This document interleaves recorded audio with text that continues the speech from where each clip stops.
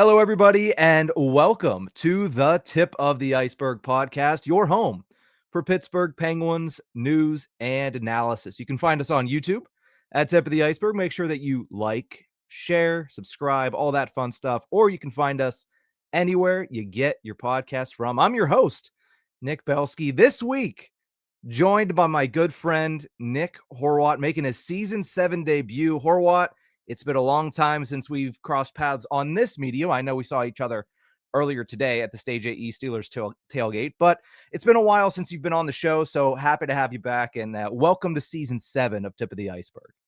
Happy to be back, and it's incredible to see that we're still doing this. Thank you for understanding that and to you and the fans, thank you for understanding that I've had some personal and professional things going on these last few months, really.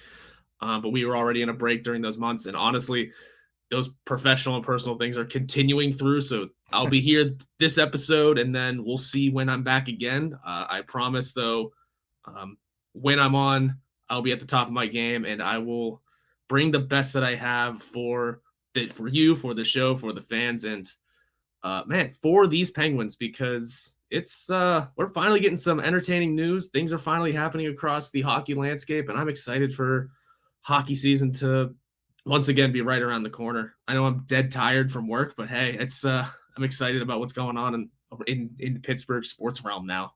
Yeah, the one piece of bad news about all of that is, if you're a listener, you're stuck with me because I'm going to be here every week talking your ears off about the Pittsburgh Penguins. Now, before we get started, because we got a lot to talk about, obviously there is a legend returning to Pittsburgh. There's, of course, Crosby rumors because it is, after all, a September in any year.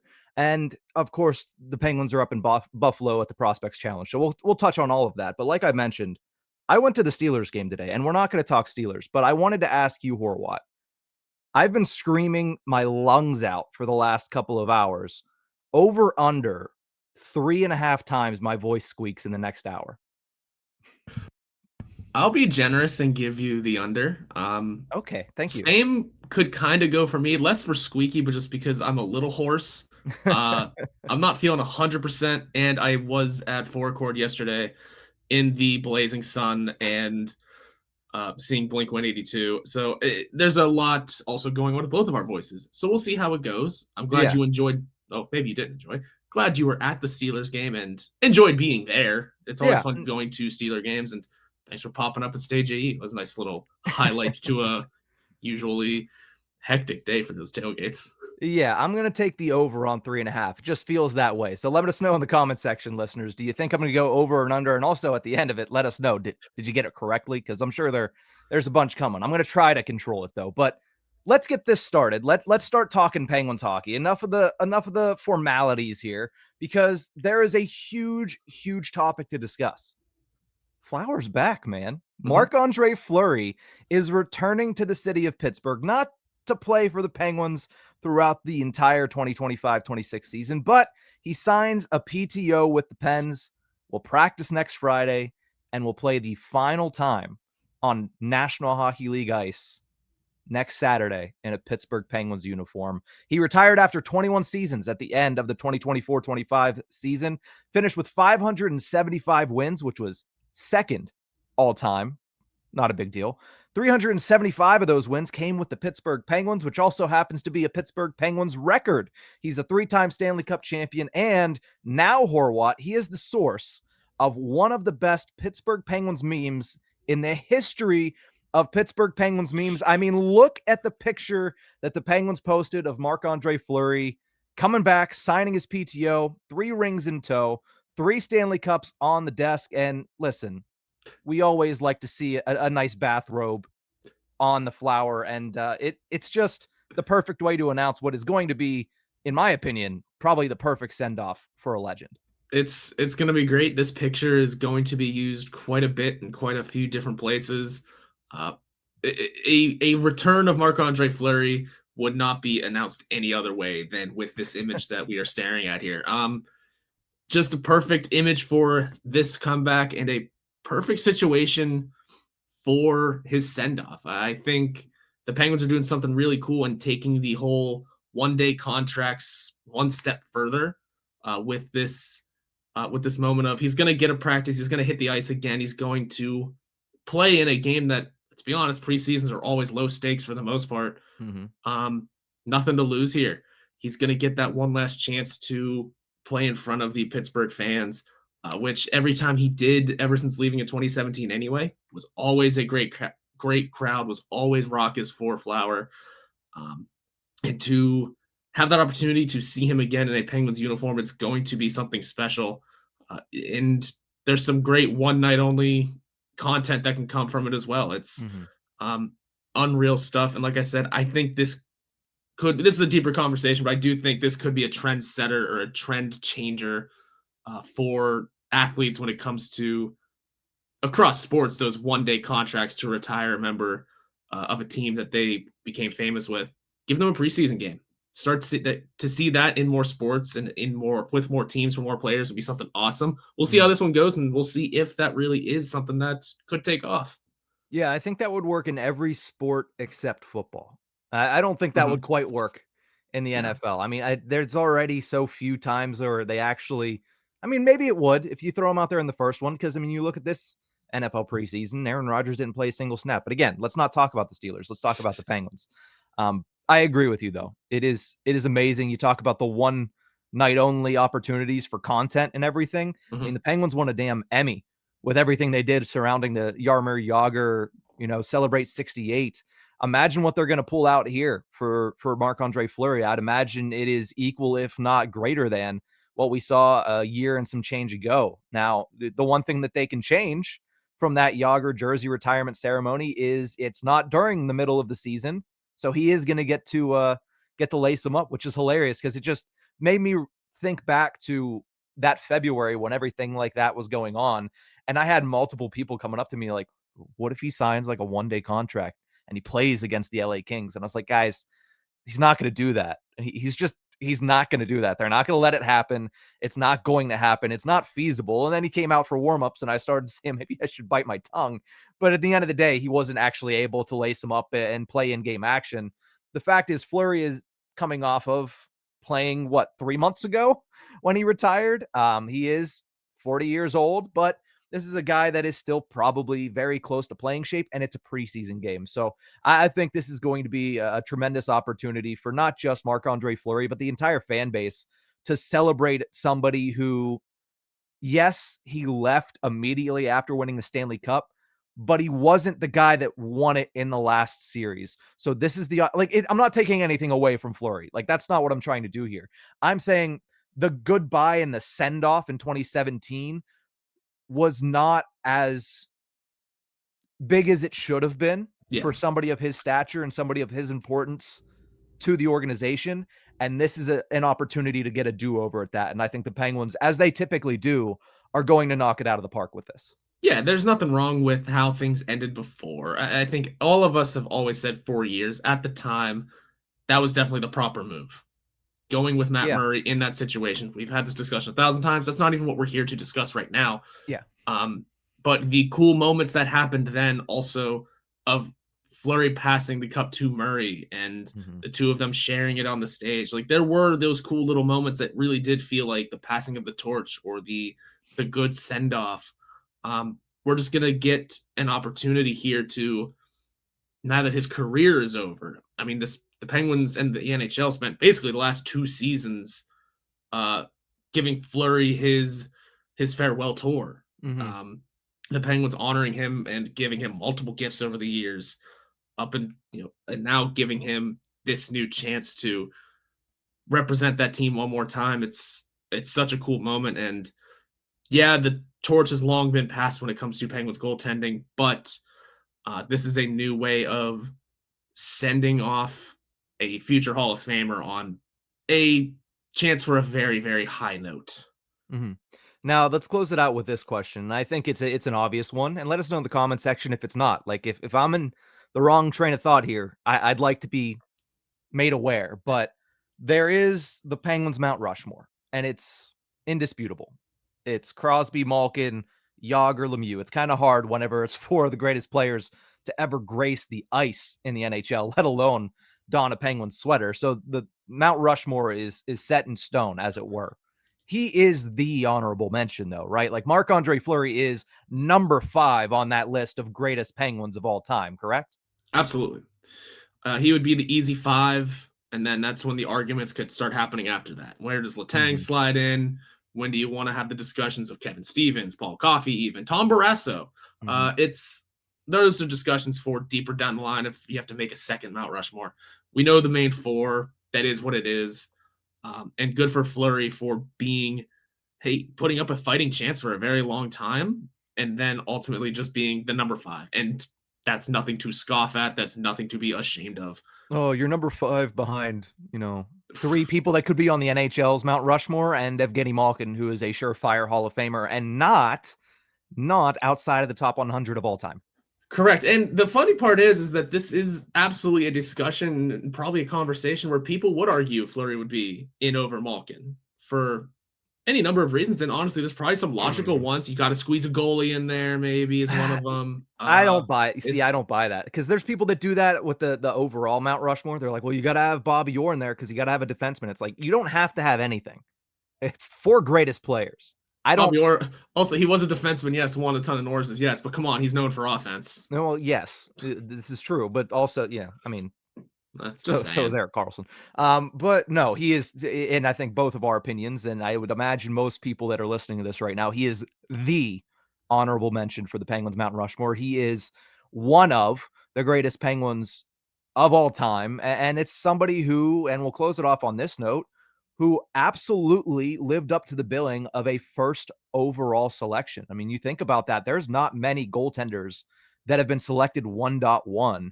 And for him to not just be selected there, but be selected there and live up to it in every single essence of the word of being a first overall draft pick, 21 seasons in the NHL. He played from the age of 18 until he was over 40, second all time. We already mentioned it in overall wins, and holds almost every single record in the Penguins record books. This guy lived up to it and then some, not to mention everything that you get with Marc-Andre Fleury off the ice. Just a great human being by all accounts, and somebody who I think most people would say they were very happy to be able to look up to growing up and watching this team. Absolutely. Was he infuriating on the ice at times? Absolutely. But so mostly in the playoffs, yes. But so is every player at every sport. It's just the way it is. And Fleury always was able to handle everything with grace, with class, with dignity, and was a true professional in every sense of the word. And for what it's worth, you mentioned the goalies being first overall picks. It's only happened 3 times. Yeah. Fleury, DiPietro, and this goalie was born in 1948, Michel Place, and he crushes those other 2. So when it comes to 1.1 goalies, Fleury is the one. I don't think we should be talking about crushing and Rick DiPietro in the same sentence. I think it's just rude, to be completely honest. Hey, and you know what? Fleury wishes he was in that game, for sure. Hey, listen, of the 2 things, what's more likely? Fleury gets a goalie fight in this preseason game, or Fleury gets a goalie goal? Hey, I was just thinking he might look for his fight, because preseasons, and I'm sure we'll get to when it comes to the prospect challenge, guys fighting for roster spots. Which Columbus Blue Jacket is going to say, I need a roster spot, I'll take on a goalie? Yeah, you never know. You never know. I mean, Fleury, what's he got to lose? He's got some time to kind of reboot at this point, but nonetheless, it's going to be a lot of fun. That's September 27th at PPG Paints Arena. If you didn't get your tickets yet, take out a second mortgage on your house, because that's what it's going to cost to get inside the building. So that was the dessert. That was the good stuff. Now I'm going to toss you the vegetables, Horwat. Let's talk about the other bit of news that happened this week surrounding the Penguins. At the NHL Media Tour in Las Vegas, there was an article that came out early last week, and it turned the entire NHL upside down. Pierre LeBrun of The Athletic, he wrote about Sidney Crosby's moment in Montreal at the Four Nations, and what a moment it was. Standing ovation for Sidney Crosby. That then announced Mario Lemieux out, another standing ovation, and it is just a beautiful moment, one of the moments that I would imagine Sidney Crosby is going to take with him for a very long time. Not to mention the fact, he went out there, put up 1 goal, 2 assists, won the game against Team Sweden. But in that media scrum at the NHL Media Tour, Sidney Crosby was asked about his future, and more so about speculation of him potentially being traded out of Pittsburgh. And this is a long quote, but this is what Sidney Crosby had to say. I mean, I understand it. It's not something you want to discuss. You'd rather be talking about who we're getting at the trade deadline, or, where we're at as far as, are we 1 or 2 or 3 in the division. But, it's one of those things. That's the hard part about losing. I think everybody thinks that the buzzer goes and you lose a game, and that sucks. But there's so much more than that. It's the roster turnover, it's the unknown, the uncertainty, the question marks. That's the stuff that's tough. It makes you appreciate all those years that we were competing and going after the big acquisition every single trade deadline. I don't think I took it for granted, but I definitely appreciate it that much more now. But it doesn't change my approach. I still go out there and try to win every single game and try to be the best that I can be. I think that youth and having that energy around you isn't a bad thing either. We've got a lot of hungry guys, a lot of competition for spots. So I think you just try to find different things you can feed off of and still continue to learn through it. That was very political of Sidney Crosby. Now, his answer was not what stoked the flames of all this conversation. His answer is exactly what it's always been, which is, hey, Sid's not going to make any particular fan base feel bad about any particular thing. However, because of that quote, it made Pierre LeBrun do his job first and foremost. I'm not begrudging Pierre LeBrun for writing this article. So he asked Kyle Dubas, who, again, political answer. He asked Crosby's agent, Pat Brisson, and this is where things exploded. He asked Pat Brisson about the exact same thing, and Brisson responded, quote, I mean, I'm answering something that ... Let's put it this way. It's always a possibility, It's been 3 years. They haven't made the playoffs. It all depends on how Sid is going to be and how the team is going to do. I maintain the same position that I do believe that he should be playing playoff hockey every year, in my opinion. Now, Horwat, when you hear that, what does that make you think? Because we routinely laugh off these rumors and speculation. We've done it multiple times on this platform. Does it feel different this time because of the words from his agent, Pat Brisson? Slightly, yes. I don't think, I still don't think it's possible, and I still think it's very unlikely. But maybe I was just in a different phase of grief at that point when it came to this situation, and I felt a bit more at ease about it, a bit more, the fact that they were both asked and didn't outright say, hey, it's not happening, which, I mean, I get that they will always give political answers.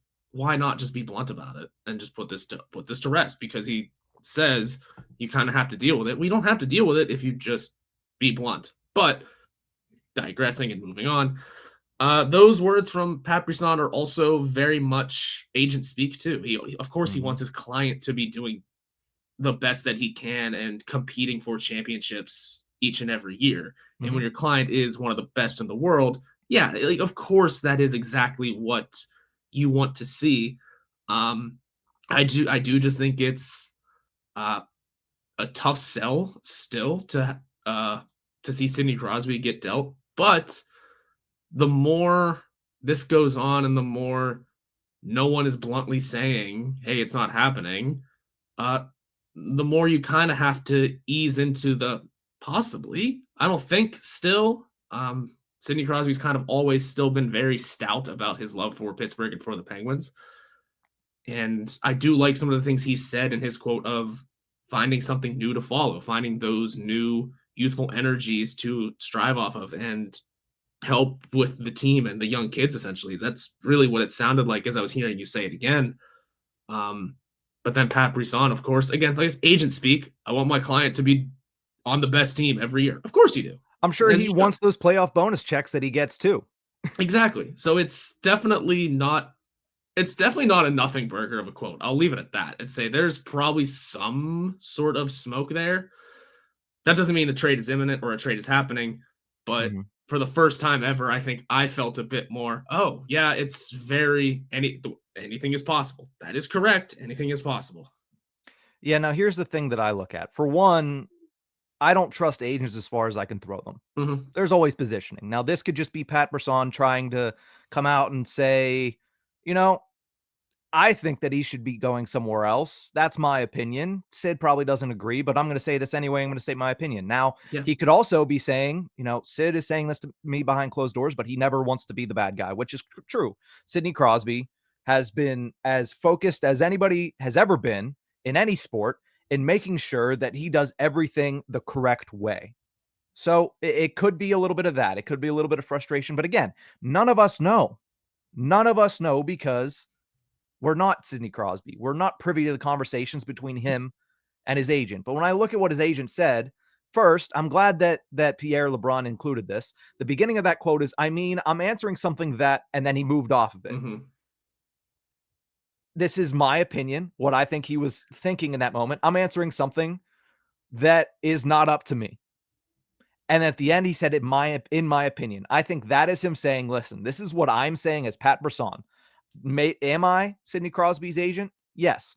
But I think we can all agree, no matter who it is, that we want to see Sidney Crosby in high stakes environments. We want to see Sidney Crosby back in the playoffs, like Brisson said it.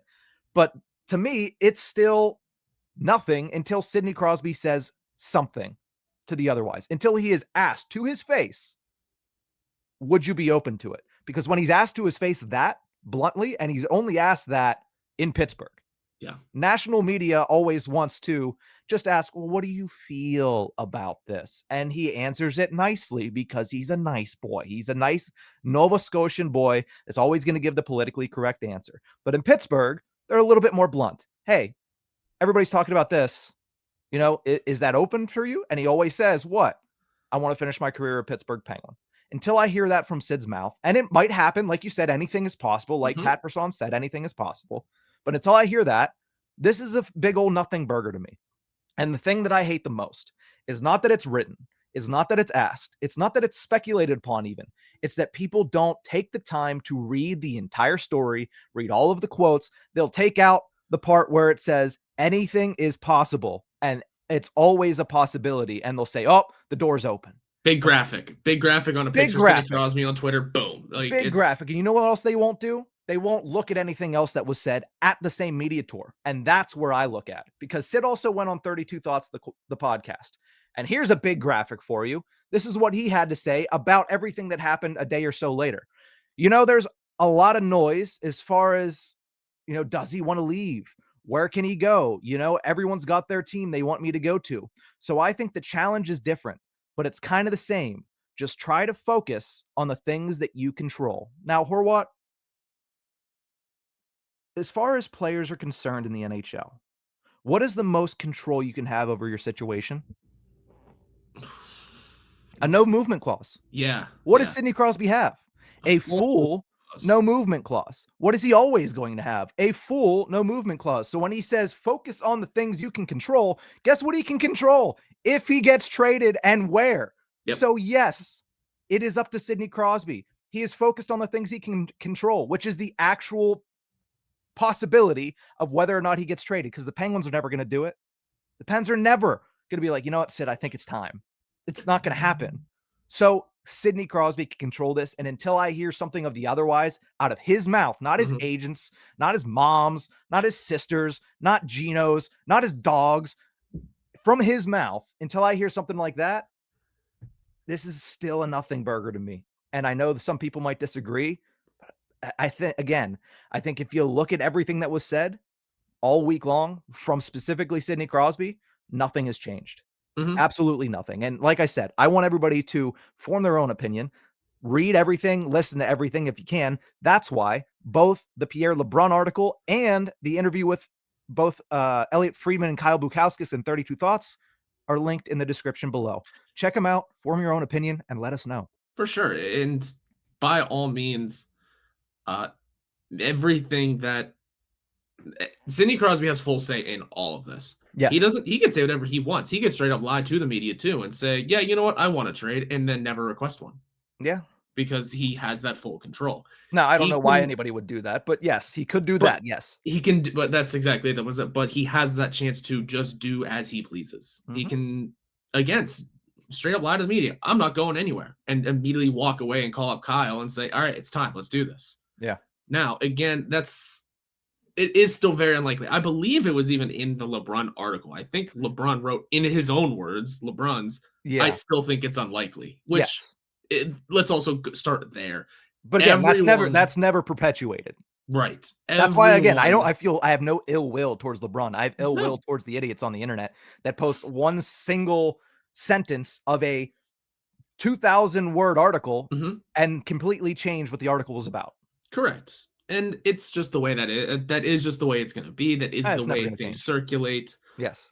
But even LeBron doesn't think it's going to happen. The Josh Yowie piece that Yowie put out kind of as a response, or at least giving his thoughts, also is very much the way I just saw it was it's still unlikely, but boy, do things not seem to be shifting, but everyone's a bit more calm about it. Everyone in Pittsburgh media is a bit more chill and more understanding of we all know it is Sidney Crosby's choice. It Yeah. is not Kaprisov's choice. It is not Kyle Dubas's. It is not the Penguins fans. It is not the NHL media. It is not the Penguins media. It is Sidney Crosby's choice and his alone to where he wants to go, or if he wants to stay, wherever he wants to finish his career. Sure, there was that tag of Montreal Canadiens in the story. I mean, that's just, come on, Montreal just, it makes sense when it comes to it's the Easy team he link. grew up playing for. Or It's cheering a for, yeah. hockey hungry area. It all makes sense, but And again, they're on the rise too. You got to give credit where credit's yeah, due. They made the playoffs last year. They got a lot of young talent, and yeah, but they yes, need a second center, and I know he wouldn't be the second center there, but no, man, oh boy, that would stack the lineup. And again, and now it's video game conversation. It's yeah, let's picture Sidney Crosby on the Canadians. Let's have fun with that next to Ivan Demidov and uh, Cole Caulfield. Like that line would be sick. But again, now we're just having video game conversations. yeah. Now, speaking of video game conversations, I don't think that the Montreal fans understand that you're not getting him for cheap. No, Because I saw a lot of them being like, yes, Crosby to Montreal. And don't worry, guys, we won't have to give up any of our really, really good young players. It's like, no, you're going to have to give up multiple or all of your first round picks for the next 10 years. Because even if he's 38, he's still going to be the best player on your team. He still is. I don't care. He will be. And you're paying either. It's not going to be Demidov. They're going to protect Demidov at all costs. Yeah. Cole Caulfield. I mean, I think it's protect him at all costs too. Hayden Gooley. Probably in the conversation. There you go. You know, Lane Hudson. Is it Lane that's the one up there? One of the Hudsons. Probably in the conversation. And then it probably starts also with, hey, 2 first-round picks. And if you want one of those guys taken out of the deal, it's another 2 first-round picks. I mean, it's going to be expensive. But again, we're talking about video game talk. We're talking about things that are so far down the road that you can't even see it with binoculars. But I think that the end of this conversation should go as follows anytime we have it, because we've had it multiple times now. Whatever Crosby wants to do should be A-okay with everybody within the Penguins fan base. He has earned the right to call his shot because of the way that he has been over the last 21 years in this city and for this organization. So if he goes, that is well within his right. I just don't see it. And until I hear it from the horse's mouth, or the goat's mouth is the way I should put this, I don't think I'm going to ever believe it. But you know, it is September. We haven't started training camp yet. It is coming. We haven't started it yet, so you had to know this was coming. Let's talk a little bit about the prospects, because that is going to be, you know, every time we have a conversation about prospects, I don't know why I always start it with the qualifier of, you know, that's going to be an important conversation to have all year, because everybody knows the Penguins are in a rebuild. And of course, prospects are an important conversation to have, but they are up in Buffalo for the annual Prospects Challenge. They've won 1 game. They've lost 1 game, but this tournament really isn't about wins and losses. And it's not really about dissecting each and every single shift of each and every prospect that's up there. It's about who stands out overall. And even that, you can take a little bit from it, and all that's going to do is give themselves a bigger spotlight going into next weekend when training camp starts. It's not going to propel them so far ahead because of how good they were over these 3 games. What it's going to do is shine the bright a little bit brighter on them whenever they join the ice with the rest of the team.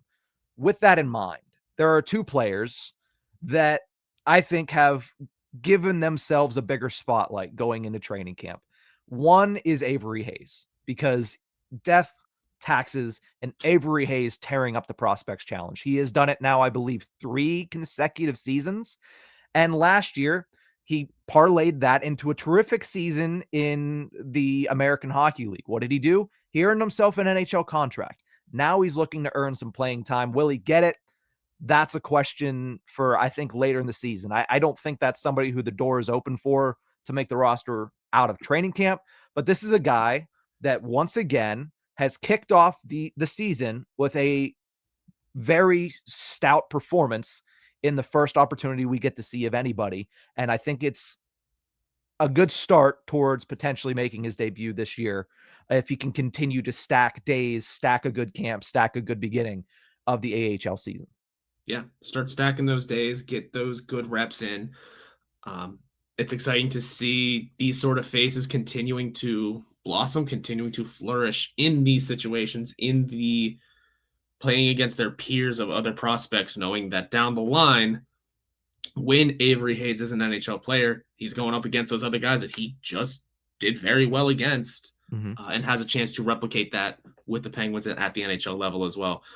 Good on him. It's good seeing people like that. And even if it's, you look at Avery Hayes, obviously he's one of the Penguins' top prospects, but he's not the top of the tip of the iceberg, if you will. It's very much a second level prospect that you're still looking at and going, that's a very good piece. He's not the one that everyone's going to talk about, especially nationally.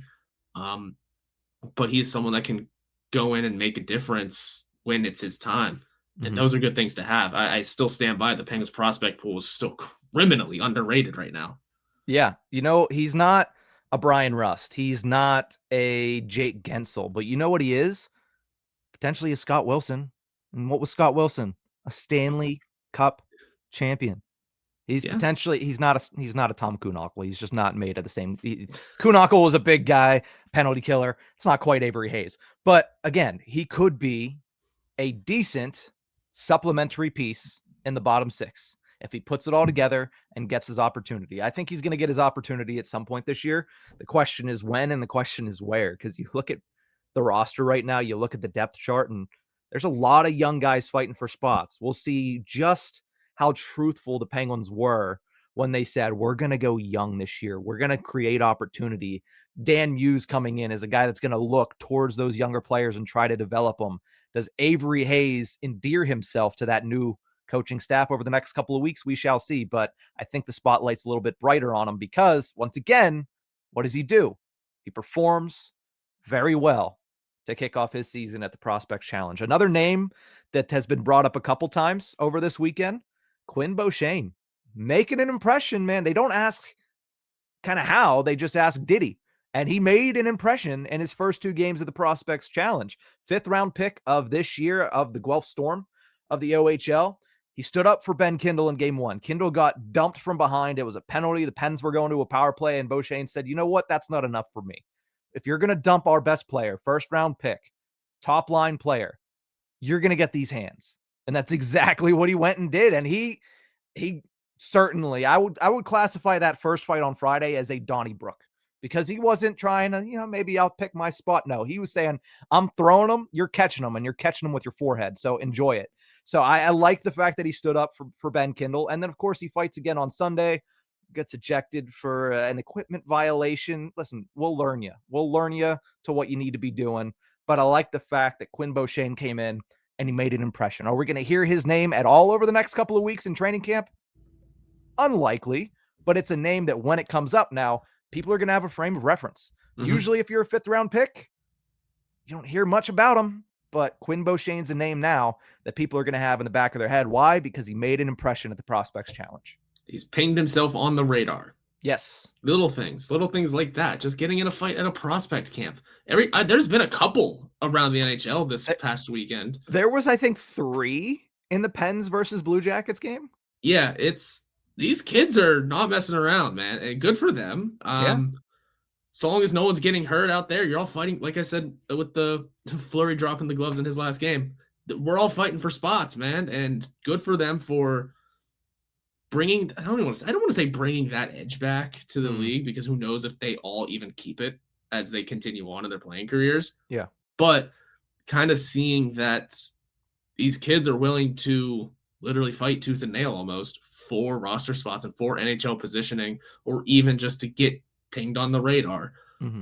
That's huge. It keeps the game entertaining. It keeps every team's prospect pool kind of lively, a little entertaining, and something to keep an eye on, like I said, across the league, not just in Pittsburgh, but for the Penguins specifically. Awesome to see, because I mean, again, I don't know if he'd continue the fighting as he progresses, but he's got that willingness, and that's always good.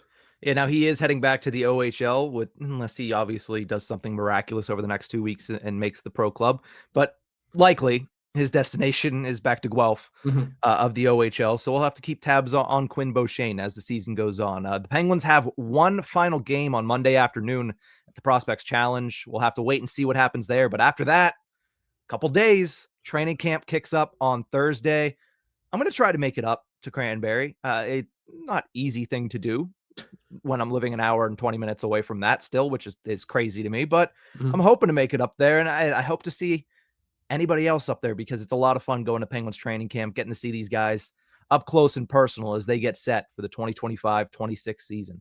We want to close out this episode with a short discussion that leaves the city of Pittsburgh because this was just too good to pass up, right?